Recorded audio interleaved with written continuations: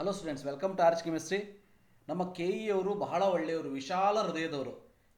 ಇಷ್ಟು ದಿನ ಆದರೂ ಯಾಕೆ ಇವರು ಏನೂ ಕ್ಲಾರಿಫಿಕೇಶನ್ ಕೊಡಲಿಲ್ಲಪ್ಪ ಅಂಥೇಳಿ ನಾನು ಯೋಚನೆ ಮಾಡ್ತಾ ಇದ್ದೆ. ಬಟ್ ಈಗ ತಾನೇ ಕ್ಲಾರಿಫಿಕೇಶನ್ ಬಂದೇ ಬಿಡ್ತು. ಸೊ ಕೆ ಇ ಅವರಿಗೂ ಕೂಡ ಗೊತ್ತಾಗಿದೆ, ಕೆಲವೊಂದು ಸಾರಿ ಕೆಲವು ಕಡೆ ಮಿಸ್ಟೇಕ್ಗಳು ಆಗಿವೆ. ಅದು ವಿದ್ಯಾರ್ಥಿಗಳಿಂದ ಆಗಿರ್ಬೋದು, ಕೆ ಇ ಸಾಫ್ಟ್ವೇರಿಂದ ಆಗಿರ್ಬೋದು, what ever it may be. But finally ಏನು ಮಾಡಿದ್ದಾರೆ ಕೆ ಇ ಅವರು ಅಂತಂದರೆ, ನಿಮ್ಮ ಅರ್ಜಿಯಲ್ಲಿ ಏನಾದರೂ ಮಿಸ್ಟೇಕ್ ಆಗಿದ್ದರೆ ಅದನ್ನು ಸರಿಪಡಿಸ್ಕೊಳ್ಳೋದಕ್ಕೆ ಕೊನೆಯ ಅವಕಾಶವನ್ನು ನೀಡಲಾಗಿದೆ.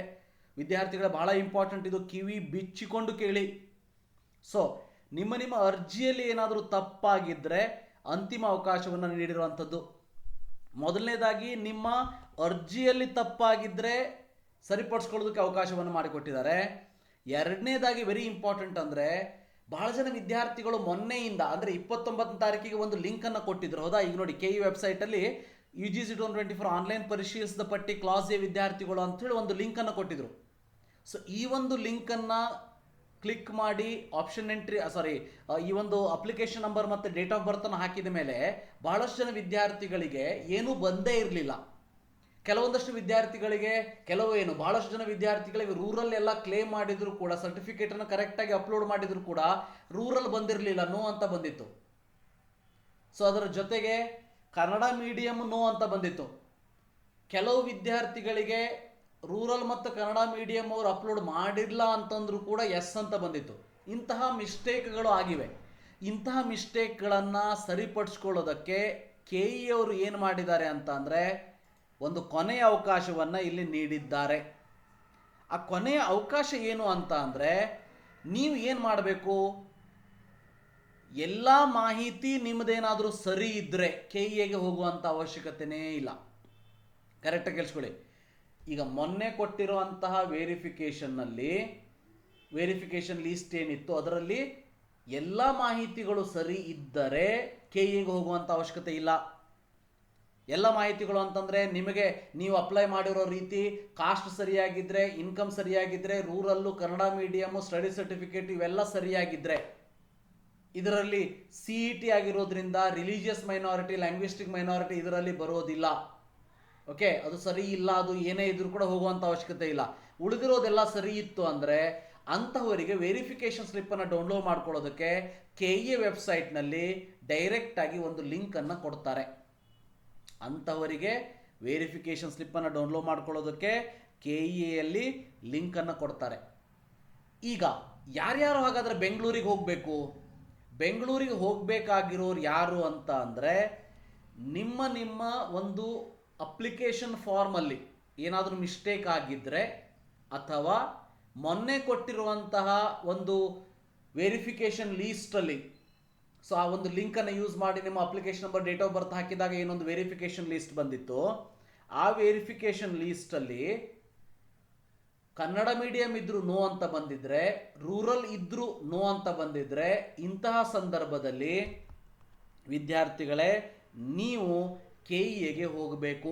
ನೀವು ಏನೇನು ತೊಗೊಂಡು ಹೋಗಬೇಕು ಅಂತ ಅಂದರೆ, UGCET application form, hall ticket ಮತ್ತು ಎಲ್ಲ ಮೂಲ ದಾಖಲೆಗಳು ಅಂದರೆ ಎಲ್ಲ ಒರಿಜಿನಲ್ ಡಾಕ್ಯುಮೆಂಟ್ಸ್, ಈ ಎಲ್ಲ ದಾಖಲೆಗಳ 2 ಸೆಟ್ ಜೆರಾಕ್ಸ್ ಮಾಡಿಕೊಂಡು ಕರ್ನಾಟಕ ಪರೀಕ್ಷಾ ಪ್ರಾಧಿಕಾರ ಬೆಂಗಳೂರಿಗೆ ಹೋಗಬೇಕು. ಇದು ಕರ್ನಾಟಕ ಪ್ರಾಧಿಕಾರ ಮಲ್ಲೇಶ್ವರಂ ಬೆಂಗಳೂರಲ್ಲಿ ಇರುವಂಥ ಆಫೀಸ್, ಇದು ಕೆ ಇ ಆಫೀಸಿಗೆ ಹೋಗಬೇಕು.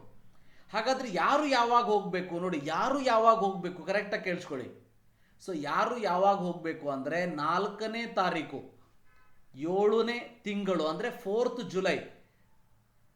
ಸೊ ಫಸ್ಟ್ ರ್ಯಾಂಕಿಂದ 40,000 ರ್ಯಾಂಕ್ ತನಕ 10 to 12:30 ಇರಬೇಕಲ್ಲಿ.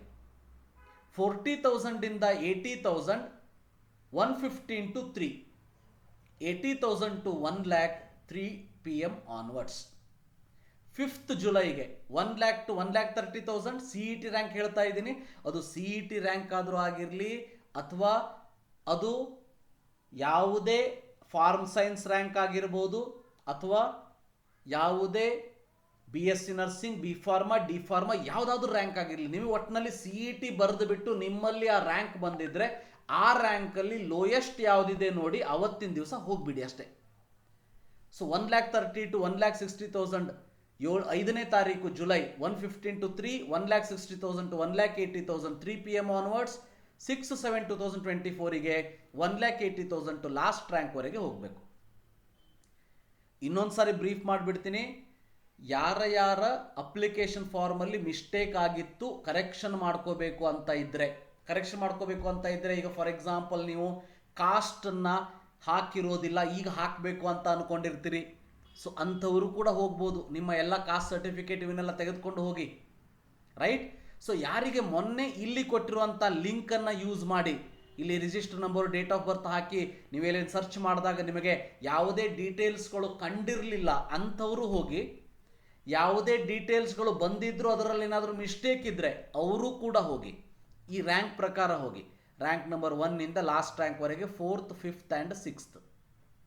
ಇನ್ನು ಯಾರು ಹೋಗೋ ಅವಶ್ಯಕತೆ ಇಲ್ಲ ಅಂದರೆ, ಮೊನ್ನೆ ಈ ಲಿಂಕಲ್ಲಿ ನೀವೇನಾದರೂ ನೋಡಿಕೊಂಡಾಗ ಎಲ್ಲವೂ ಕರೆಕ್ಟ್ ಇದೆ ಅಂತ ಅಂದರೆ ನೀವು KAಗೆ ಹೋಗುವಂಥ ಅವಶ್ಯಕತೆ ಇಲ್ಲ. ಅಂಥವರಿಗೆ ವೆರಿಫಿಕೇಷನ್ ಸ್ಲಿಪ್ ಡೌನ್ಲೋಡ್ ಮಾಡ್ಕೊಳ್ಳೋದಕ್ಕೆ ಲಿಂಕನ್ನು ಡೈರೆಕ್ಟಾಗಿ ಕೊಡ್ತಾರೆ. ಬಟ್ ಯಾರಿಗೆ ಮಿಸ್ಟೇಕ್ ಇದೆ ಮತ್ತು ಕರೆಕ್ಷನ್ ಮಾಡ್ಕೋಬೇಕು ಅಂತ ಇದೆ ಅವರು ಬೆಂಗಳೂರಿಗೆ ಹೋಗ್ತಾರೆ. ಆ ಬೆಂಗಳೂರಲ್ಲೇ ನಿಮಗೆ ವೆರಿಫಿಕೇಷನ್ ಸ್ಲಿಪ್ಪನ್ನು ಕೊಟ್ಟು ಬಿಡ್ತಾರೆ ಅನ್ನೋದು ಗೊತ್ತಿರಲಿ. ವೆರಿಫಿಕೇಷನ್ ಸ್ಲಿಪ್ಪನ್ನು ನಿಮಗೆ ಅಲ್ಲೇ ಕೊಟ್ಟು ಬಿಡ್ತಾರೆ. ಸೊ ಅದನ್ನು ತೆಗೆದುಕೊಂಡು ಬಂದ್ರಾಯ್ತು. ಬಟ್ ಅದು ಓನ್ಲಿ CETಗೆ ಅಂತ ಆಗಿರ್ತದ ಅನ್ನೋದು ಗೊತ್ತಿರಲಿ. ಇದು ಎವ್ರಿಥಿಂಗ್ ಈಸ್ ಫಾರ್ CET, ನೀಟಿಗಲ್ಲ. ಆದರೂ ನನ್ನ ಸಜೆಷನ್ ಏನಂದರೆ, ಯಾವ್ಯಾವ ವಿದ್ಯಾರ್ಥಿಗಳು ನೀಟ್ ಎಕ್ಸಾಮನ್ನು ಬರೆದಿದ್ದೀರಿ, ಅದಕ್ಕೋಸ್ಕರನೇ ವೇಟ್ ಮಾಡ್ತಾ ಇದ್ದೀರಿ, ಅಂಥವ್ರು CET ಬರೆದಿರ್ತೀರಿ, ರ್ಯಾಂಕು ಬಂದಿರ್ತದೆ. ಅಂತಹ ವಿದ್ಯಾರ್ಥಿಗಳು ದಯವಿಟ್ಟು ಈಗಲೇ ಹೋಗಿ ಬಂದುಬಿಡಿ. ನಿಮ್ಮದೇನಾದರೂ ವೆರಿಫಿಕೇಷನ್ ಮಿಸ್ಟೇಕ್ ಇದ್ದರೆ ಮುಂದೆ ನೀಟ್ ಕರೆದಾಗ ಮತ್ತೆ ಹೋಗ್ತೀನಿ ಅವೆಲ್ಲ ಬೇಡವೇ ಬೇಡ. ಈಗಲೇ ಹೋಗಿ ನೀವು ಮುಗಿಸ್ಕೊಂಡು ಬಂದುಬಿಡಿ. ಮತ್ತೊಂದು ಸಾರಿ ಹೇಳ್ತೀನಿ, ಇದು ಕ್ಲಾಸ್ B-C-D ದವರಿಗೆ ಅಲ್ಲ.